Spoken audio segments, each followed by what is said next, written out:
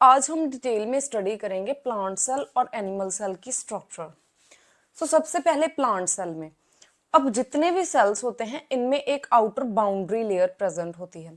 तो अगर हम प्लांट सेल में देखें तो इसमें जो आउटर मोस्ट बाउंड्री है इसको बोलते हैं सेल वॉल, और जो ये इनर मोस्ट लेयर है this is called plasma membrane. अगर आप एनिमल सेल में देखो तो यहाँ पे कोई भी सेल वॉल प्रेजेंट नहीं है, ये जो लेयर है this is called plasma membrane. Okay, अब हम प्लांट सेल में देखेंगे तो जो सेल वॉल है वो दो तरह की होती है। एक तो प्राइमरी सेल वॉल, अब प्लांट का वो पोर्शन जो कि कॉन्टिन्यूसली ग्रो कर रहा है और डिवाइड करके न्यू सेल्स प्रोड्यूस कर रहा है वह उसमें होती है प्राइमरी सेल वॉल, क्योंकि जो प्राइमरी सेल वॉल है वो सेल को अलाउ करती है कि वो कंटिन्यूसली ग्रो करे और डिवाइड करके न्यू सेल्स प्रोड्यूस करे। अब यहाँ पे अगर हम प्लांट में देखें तो रूट्स, जो इसकी मेन स्टेम है, ब्रांचेस, लीव्स, ये सब कुछ ग्रो करता है। तो इनमें जो सेल्स हैं उनमें प्राइमरी सेल वॉल होती है। सेकेंडली है सेकेंडरी सेल वॉल। अब प्लांट का वो पोर्शन जो कि एक बार मैच्योर हो गया है, जिसमें फर्दर कोई ग्रोथ या डिवीजन नहीं हो रही, उसमें सेकेंडरी सेल वॉल प्रेजेंट होती है, जितने भी वहां पे सेल्स होते हैं उनमें। अब अगर हम प्लांट में देखें तो एक तो जाइलम के जो टिश्यूज हैं इनमें सेकेंडरी वॉल है, और सेकेंडली जो मैच्योर स्क्लेरेनकाइमा सेल्स हैं इनमें जो वॉल्स होती हैं वो सेकेंडरी सेल वॉल होती हैं। अब जो जाइलम है, जाइलम का काम है वाटर को ट्रांसपोर्ट करना। तो अगर हम प्लांट में देखें तो हम वाटर सप्लाई करते हैं यहाँ रूट्स में, ठीक है। फिर रूट्स से जो वाटर है वो पूरे प्लांट में सप्लाई होता है with the help of xylem, ठीक है। अब क्योंकि जाइलम रूट में भी प्रेजेंट है, मेन स्टेम में, ब्रांचेस में, और इवन लीव्स में जो मेन नोड है और जो यहाँ पे वेन्स होती हैं, यहाँ हर जगह जाइलम प्रेजेंट है। तो ऐसे जो जाइलम है वो वाटर को ट्रांसपोर्ट करता है पूरे प्लांट में। अब इसके दो कंडक्टिंग सेल्स होते हैं, एक तो ट्रैकियड्स और दूसरे वेसल्स। अब अगर हम इन सेल्स की स्ट्रक्चर देखें तो इनमें जो आउटर वॉल है this is called the primary cell wall, ये थिन होती है बहुत, और जो अंदर की तरफ एक थिक लेयर है इसे हम बोलते हैं सेकेंडरी सेल वॉल। ये काफी थिक होती है और इसमें एक लिग्निन कंपोनेंट प्रेजेंट होता है, लिग्निन। अब लिग्निन जो है वो स्ट्रेंथ प्रोवाइड करता है, means extra mechanical strength provide करता है सेल को। अब क्योंकि जो जाइलम है ये वाटर को ट्रांसपोर्ट कर रहा है, तो जब वाटर की ट्रांसपोर्ट होगी तो यहाँ पे कुछ प्रेशर डेवलप होगा सेल के अंदर। तो जो ये सेकेंडरी सेल वॉल है ये प्रेशर को होल्ड कर लेती है, इनमें कोई भी ब्रेकेज नहीं होती क्योंकि यहाँ पे सेकेंडरी सेल वॉल में लिग्निन प्रेजेंट है। और अगर सेकेंडली हम देखें तो ये जो वॉल्स होती हैं ये टोटली वाटरप्रूफ होती हैं, ताकि जब वाटर की ट्रांसपोर्ट हो तो इन बिटवीन कहीं पे वाटर लॉस ना हो। जो ट्रैकियड्स और वेसल्स हैं और मैच्योर स्क्लेरेनकाइमा सेल्स हैं, these all are the dead cells, क्योंकि इनमें न्यूक्लियस, साइटोप्लाज्म या फिर कोई भी सेल ऑर्गेनेलिस प्रेजेंट नहीं होती, तो ये नॉर्मल जो लाइफ एक्टिविटीज हैं वो परफॉर्म नहीं कर पाते, तो इसलिए इनको डेड सेल्स बोला जाता है। अगर हम मैच्योर स्क्लेरेनकाइमा सेल्स को देखें तो इनकी स्ट्रक्चर सिमिलर होती है जाइलम टिश्यू के जैसे। जो बाहर वाली वॉल है इसे बोलते हैं प्राइमरी सेल वॉल, और ये जो थिक लेयर है ये है सेकेंडरी सेल वॉल, इसमें भी लिग्निन प्रेजेंट होता है। जब हम बड़े बड़े ट्रीज देखते हैं तो जो इसकी मेन स्टेम का बाहर वाला पोर्शन है इसे बोलते हैं बार्क। अब बार्क में मैच्योर स्क्लेरेनकाइमा सेल्स प्रेजेंट हैं। जो ये यहाँ पे वुड है इसमें भी स्क्लेरेनकाइमा सेल्स प्रेजेंट हैं। अब ट्रीज में हम देखते हैं कि जो इसकी मेन स्टेम है इसकी विड्थ बहुत कम होती है as compared to the canopy, लेकिन फिर भी जो मेन स्टेम है ये कैनोपी के वेट को बेयर कर लेती है। वो इसलिए क्योंकि यहाँ पे जो स्क्लेरेनकाइमा सेल्स प्रेजेंट हैं उनकी सेकेंडरी वॉल्स में लिग्निन प्रेजेंट है। तो लिग्निन जो है वो एक्स्ट्रा हार्डनेस और रिजिडिटी प्रोवाइड करता है सेल को, ठीक है। प्लांट सेल में ये जो अंदर वाली लेयर है this is called plasma membrane, animal cell में ये वाली लेयर। अब जो सेल है, सेल कोई आइसोलेटेड स्ट्रक्चर नहीं होता, ये time to time material exchange करता है with the extra cellular matrix. Extra cellular matrix हम बोलते हैं ये जो बाहर वाला पोर्शन है सेल का, इसे हम बोलते हैं एक्स्ट्रा सेलुलर मैट्रिक्स। तो जो प्लाज्मा मेम्ब्रेन है वो मटेरियल एक्सचेंज में हेल्प करती है। अब कुछ मटेरियल इसमें एंटर करते हैं फ्रॉम एक्स्ट्रा सेलुलर मैट्रिक्स, और कुछ मटेरियल सेल से बाहर रिमूव होते हैं into the extra cellular matrix, ठीक है। तो जो प्लाज्मा मेम्ब्रेन है, अगर हम इसकी स्ट्रक्चर देखें तो इसमें लिपिड्स की बाइलेयर होती है, एक ये वाली लेयर और एक ये वाली लेयर, ठीक है। अब जो इसका ये वाला पोर्शन है, जो ग्लोबुलर पोर्शन है, इसको ये पोलर रीजन है, मींस वाटर सॉल्युबल रीजन। और जो इसका ये सेंटर वाला पोर्शन है, जिसको हम बोलते हैं टेल, ये एक नॉन पोलर रीजन है, मींस ये वाटर इनसॉल्युबल रीजन है। अब जो प्लाज्मा मेम्ब्रेन है, it is selectively permeable, okay, which means सभी टाइप के जो मटेरियल्स हैं उनको ये अलाउ नहीं करती, कुछ ही मटेरियल जो है वो प्लाज्मा मेम्ब्रेन को क्रॉस करते हैं।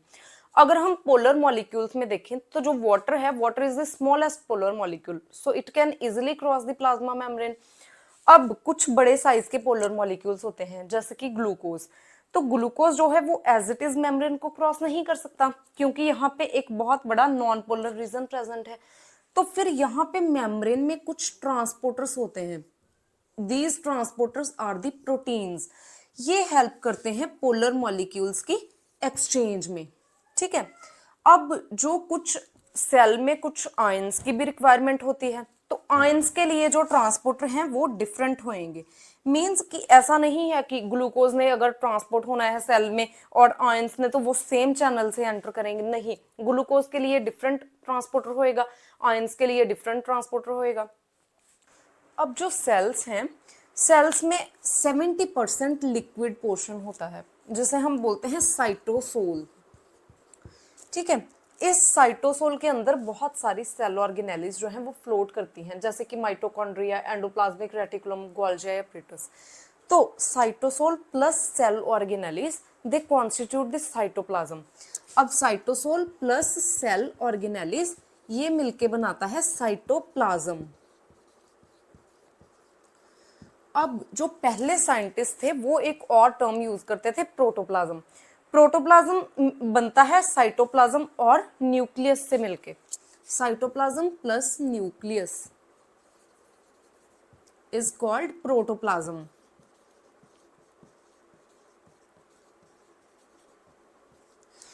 अब अगर हम प्लांट सेल में देखें तो जो प्लांट सेल है, जैसे ये एक सेल है, ये दूसरा सेल, ये जो नेबरिंग सेल्स हैं ये आपस में कनेक्टेड होते हैं with the gel like layer जो कि यहाँ पे प्रेजेंट होती है, इसे हम बोलते हैं मिडल लेमिला, ठीक है।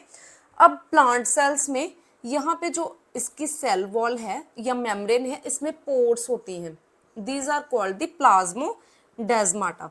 अब जो प्लाज्मोडेस्माटा है, इनका काम है कि ये दो नेबरिंग सेल्स जो हैं उनके साइटोप्लाज्म को आपस में कनेक्ट करते हैं ताकि दोनों में मटेरियल एक्सचेंज हो सके। So these pores, these are called the plasmodesmata. Animal cell में ऐसा कुछ भी स्ट्रक्चर प्रेजेंट नहीं है। This is the nucleus. अब जो न्यूक्लियस है वो सेल में ब्रेन की तरह काम करता है, मीन सेल में जितनी भी एक्टिविटीज परफॉर्म हो रही हैं उनको रेगुलेट करता है न्यूक्लियस, ठीक है। अगर हम न्यूक्लियस के स्ट्रक्चर देखें तो इसकी जो मेम्ब्रेन है इसे हम बोलते हैं न्यूक्लियर एनवेलप, इसमें ऐसे पोर लाइक स्ट्रक्चर्स प्रेजेंट हैं, these are called the nuclear pores, ठीक है, these are nuclear pores. This is nucleolus. जो न्यूक्लियोलस है ये आरआरएनए की सिंथेसिस में हेल्प करता है। अगर हम न्यूक्लियस देखें तो न्यूक्लियस के अंदर क्रोमोसोम्स प्रेजेंट होते हैं और क्रोमोसोम के अंदर प्रेजेंट होता है डीएनए, ठीक है। अब जितने भी ऑर्गेनिज्म हैं उनमें different number of chromosomes present हैं उनके सेल्स में। जो ह्यूमन सेल्स हैं इनमें 46 क्रोमोसोम्स प्रेजेंट होते हैं, मींस ह्यूमन के जितने भी बॉडी के सेल्स हैं उन सभी में 46 नंबर ऑफ क्रोमोसोम्स प्रेजेंट हैं, ठीक है। अब हमारी बॉडी में डिफरेंट टाइप के सेल्स हैं जो कि डिफरेंट फंक्शंस परफॉर्म करते हैं। अब क्वेश्चन ये है कि अगर इसके न्यूक्लियस में भी 46 नंबर ऑफ क्रोमोसोम्स हैं, मींस डीएनए सेम है, ये नर्व सेल है इसमें भी 46 क्रोमोसोम्स हैं और डीएनए सेम है, तो ये डिफरेंट फंक्शंस कैसे परफॉर्म करते हैं। अब अगर हम देखें तो जो मसल सेल है, मसल सेल का काम होता है मसल को कॉन्ट्रैक्ट करना, ठीक है, और रिलैक्स करना। अब इसका जो डीएनए है इसमें डिफरेंट जीन्स हैं, लेकिन इसमें वही जीन्स एक्सप्रेस होके और उन्हीं प्रोटीन की सिंथेसिस करेंगे जो कि मसल कॉन्ट्रैक्शन में हेल्प करते हैं। नर्व सेल का काम है कि वो सिग्नल ट्रांसमिशन में हेल्प करते हैं। अब इसके डीएनए में जो जीन्स प्रेजेंट हैं वो डिफरेंट जीन एक्सप्रेस होंगे जिनसे डिफरेंट प्रोटीन्स बनेंगे जो कि सिग्नल ट्रांसमिशन में हेल्प करेंगे। ऐसे जितने भी सेल्स हैं उनमें डिफरेंट जीन एक्सप्रेस होते हैं, डिफरेंट प्रोटीन्स बनते हैं, इसलिए वो डिफरेंट फंक्शंस परफॉर्म कर पाते हैं। ह्यूमंस में जो रेड ब्लड सेल्स होते हैं उनमें न्यूक्लियस एब्सेंट होता है, इसलिए उनमें कोई डीएनए भी प्रेजेंट नहीं है। तो जब कोई क्राइम सीन होता है तो अगर वहां पे ब्लड सैंपल को कलेक्ट किया जाता है फॉर द फोरेंसिक इन्वेस्टिगेशन, तो फिर वो वाइट ब्लड सेल्स जो WBCs होते हैं इनको वो एग्जामिन करते हैं फॉर द डीएनए एग्जामिनेशन, क्योंकि जो RBCs हैं इनमें कोई भी न्यूक्लियस प्रेजेंट नहीं होता, जबकि WBCs में न्यूक्लियस प्रेजेंट है। सो अगर हम न्यूक्लियस में देखें तो जब सेल डिवीजन में एंटर करता है तो न्यूक्लियस के अंदर जो डीएनए है उसका अमाउंट डबल हो जाता है, जिसे हम बोलते हैं डीएनए रेप्लिकेशन। अब जो डीएनए रेप्लिकेशन है वो न्यूक्लियस के अंदर हो रही है। आफ्टर दैट जो डीएनए है वो ट्रांसक्राइब होता है into RNA, this is called transcription. जो ट्रांसक्रिप्शन है वो भी न्यूक्लियस के अंदर ही होती है। अब डीएनए से 3 तरह के आरएनए बनते हैं। एक तो एमआरएनए, एमआरएनए को हम बोलते हैं मैसेंजर आरएनए। मैसेंजर आरएनए जो है वो डीएनए की इंफॉर्मेशन को कैरी करता है और ये डायरेक्टली प्रोटीन सिंथेसिस होती है एमआरएनए से, ठीक है। दूसरा है टीआरएनए, ये है ट्रांसफर आरएनए, ये प्रोटीन सिंथेसिस में हेल्प करता है। और तीसरा होता है आरआरएनए। जो आरआरएनए है वो राइबोसोम्स की स्ट्रक्चर की फॉर्मेशन में हेल्प करते हैं। अब जब ये तीनों तरह के आरएनए बन जाते हैं न्यूक्लियस के अंदर, उसके बाद ये तीनों जो हैं वो न्यूक्लियर पोर से साइटोप्लाज्म में मूव कर जाते हैं, क्योंकि आगे जो प्रोटीन सिंथेसिस की जितनी भी मशीनरी है वो साइटोप्लाज्म में प्रेजेंट होती है। These are called the ribosomes. अब जो राइबोसोम्स हैं ये प्रोटीन सिंथेसिस में हेल्प करते हैं। अगर हम इनकी स्ट्रक्चर देखें तो इनमें एक स्मॉलर सब यूनिट प्रेजेंट है और एक लार्ज सब यूनिट। अब ये जो स्ट्रक्चर है इसमें कोई मेम्ब्रेन प्रेजेंट नहीं होती, means ribosomes they are the non membranous organelles, ठीक है। अब हमने पढ़ा था कि यहाँ पे एमआरएनए की सिंथेसिस हो रही है न्यूक्लियस के अंदर और एमआरएनए जो है वो साइटोप्लाज्म में मूव करता है। अब जब कोई एमआरएनए जो है वो बाइंड करेगा अगर राइबोसोम्स के साथ, तो जो एमआरएनए में जीन्स प्रेजेंट हैं वो ट्रांसलेट होंगे इनटू प्रोटीन्स, ठीक है। अब हमें पता है कि जो प्रोटीन्स हैं they are the polymer of amino acids, means इनकी जो स्ट्रक्चर है वो अमीनो एसिड्स को जोड़ के बनती है। This is a protein and these are different amino acids. अब जो हमने पढ़ा था टीआरएनए, जो टीआरएनए है वो यहाँ पे अमीनो एसिड्स को सप्लाई करेगा ड्यूरिंग द प्रोटीन सिंथेसिस, और जो आरआरएनए है वो राइबोसोम्स के स्ट्रक्चर को बनाने में हेल्प करता है। तो ऐसे तीनों टाइप के जो आरएनए हैं वो प्रोटीन सिंथेसिस में हेल्प करते हैं। This organelle is endoplasmic reticulum. अब जो एंडोप्लाज्मिक रेटिकुलम है इसके ऊपर एक मेम्ब्रेन होती है, सिंगल मेम्ब्रेन। अब ये 2 तरह के होते हैं, एक तो वो जिसके साथ की राइबोसोम्स अटैच होते हैं, तो इसलिए इन्हें बोला जाता है रफ एंडोप्लाज्मिक रेटिकुलम और RER।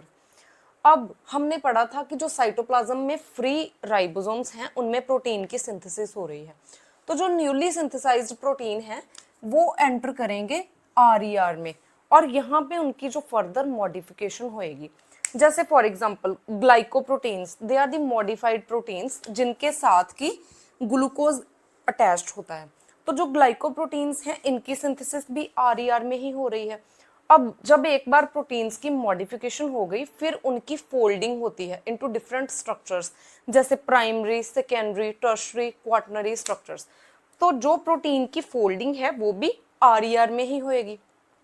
फिर इनकी जो स्ट्रक्चर्स हैं उनको स्टेबलाइज करने के लिए यहाँ पे कुछ डाइसल्फाइड बॉन्ड्स प्रेजेंट होते हैं, तो जो डाइसल्फाइड बॉन्ड्स हैं प्रोटीन में उनका एडिशन भी RER में ही होता है।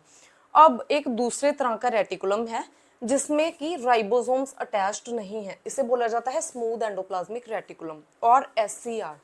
अब जो SCR है इसमें राइबोसोम्स प्रेजेंट नहीं है, तो इसका प्रोटीन के साथ कोई भी कनेक्शन नहीं है, ये फैटी एसिड मेटाबॉलिज्म में हेल्प करता है। जैसे कि कुछ लॉन्ग चेन जो फैटी एसिड्स होते हैं उनकी इलोंगेशन एससीआर में होती है। फिर कुछ अनसैचुरेटेड फैटी एसिड्स होते हैं, उनमें जो डबल बॉन्ड का एडिशन है वो भी एससीआर में ही होता है। आफ्टर दैट जो एनिमल सेल्स हैं उनमें जो कोलेस्ट्रॉल और स्टेरॉयड हार्मोन्स हैं उनकी सिंथेसिस भी एससीआर में ही होती है। This is the Golgi apparatus. ये जो गोल्गी एपरेटस है ये भी सिंगल मेम्ब्रेन बाउंडेड ऑर्गेनेली है। अगर हम इसकी स्ट्रक्चर देखें डिटेल में तो जो इसका फेज जो कि एंडोप्लाज्मिक रेटिकुलम की तरफ है इसे हम बोलते हैं सिस फेज, और जो ऑपोजिट फेज है इसे बोलते हैं ट्रांस फेज। अब हमने पढ़ा था कि जो रफ एंडोप्लाज्मिक रेटिकुलम है इसमें प्रोटीन की सिंथेसिस और मॉडिफिकेशन हो रही है, तो ये प्रोटीन्स यहाँ से एंटर करेंगे गोल्गी एपरेटस में।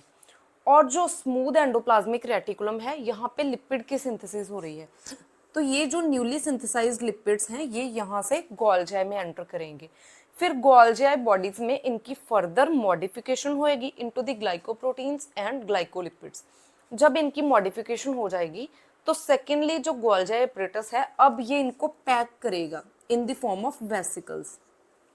ठीक है, फिर ये जो वेसिकल्स हैं ये रिलीज हो जाएंगी बाहर साइटोप्लाज्म में, और ये डिलीवर होएंगी जहां पे भी इनकी रिक्वायरमेंट है, चाहे वो सेल के अंदर या फिर सेल के बाहर। These are called the lysosomes. ये जो लाइसोसोम्स हैं ये भी गोल्गी एपरेटस से ही बनते हैं। ठीक है, इनका काम है सेल की क्लीनिंग करना।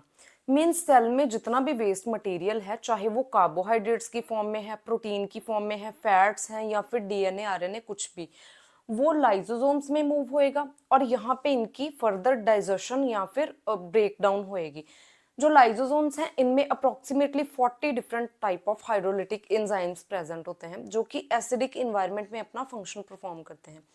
अब अगर सेल के बाहर कुछ वेस्ट है जिसे हम बोलते हैं एक्स्ट्रा सेलुलर वेस्ट, तो जो लाइसोसोम्स हैं ये उसकी डाइजेशन में भी हेल्प करते हैं। प्लांट सेल में लाइसोसोम्स एब्सेंट होते हैं। This is the vacuole. जो प्लांट सेल है इसमें जो 90% इसकी स्पेस है वो ऑक्यूपाई करते हैं वैक्यूल्स। अगर हम एनिमल सेल में देखें तो यहाँ पे जो वैक्यूल्स का साइज है वो कंपैरेटिवली स्मॉल होता है। अब इसका फंक्शन ये है कि जो सेल में एक्सेस ऑफ वाटर है उसको ये स्टोर करते हैं, और सेकेंडली जितना भी सेल में वेस्ट मटेरियल है वो मूव होएगा वैक्यूल्स में और यहाँ पे उसकी स्टोरेज होती है। These are called the peroxisomes. अब जो पेरोक्सिसोम्स हैं ये अमीनो एसिड और फैटी एसिड्स की ऑक्सीडेशन में हेल्प करते हैं। ऑक्सीडेशन मींस जब एक कंपाउंड ब्रेक डाउन होता है और उससे एनर्जी की प्रोडक्शन होती है उसे हम बोलते हैं ऑक्सीडेशन। तो जब इनमें ऑक्सीडेशन होती है तो यहाँ पे एक ऑक्सीजन बाय प्रोडक्ट बनता है जिसको हम बोलते हैं hydrogen peroxide. It is a reactive oxygen species जो कि सेल के लिए काफी टॉक्सिक होती है।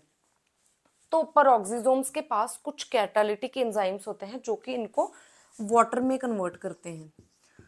तो अब जो पेरोक्सिसोम्स हैं इनका नेम इसीलिए है पेरोक्सिसोम क्योंकि यहाँ पे हाइड्रोजन पेरोक्साइड की फॉर्मेशन और स्क्वेंजिंग होती है।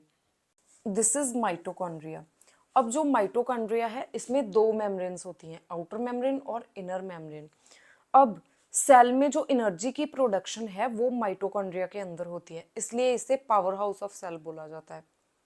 अब जो बॉडी में डिफरेंट सेल्स हैं उनकी एनर्जी रिक्वायरमेंट डिफरेंट होती है, तो जिस सेल में ज़्यादा एनर्जी की रिक्वायरमेंट होती है वहाँ पे माइटोकॉन्ड्रिया का जो नंबर है वो ज़्यादा होता है।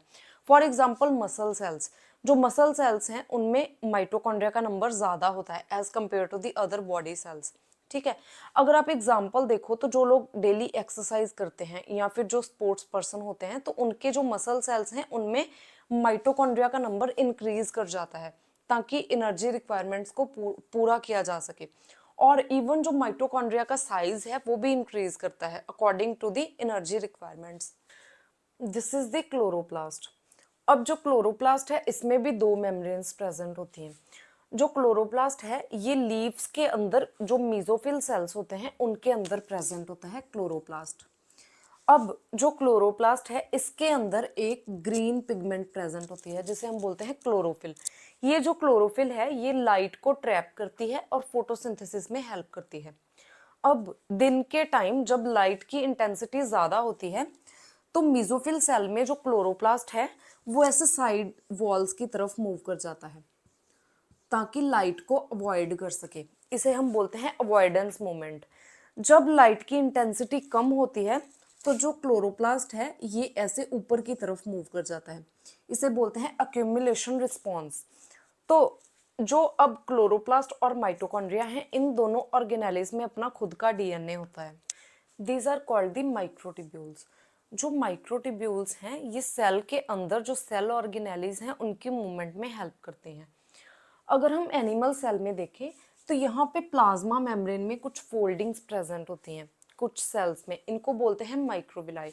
अगर हम एग्जांपल देखें तो जो स्मॉल इंटेस्टाइन में एपिथेलियल सेल्स हैं उनमें माइक्रोविलाई प्रेजेंट होती है। अब स्मॉल इंटेस्टाइन में खाने की डाइजेशन और एब्जॉर्प्शन होती है, तो जो माइक्रोविलाई है ये सरफेस एरिया को इंक्रीज करती है फॉर डाइजेशन और एब्जॉर्प्शन।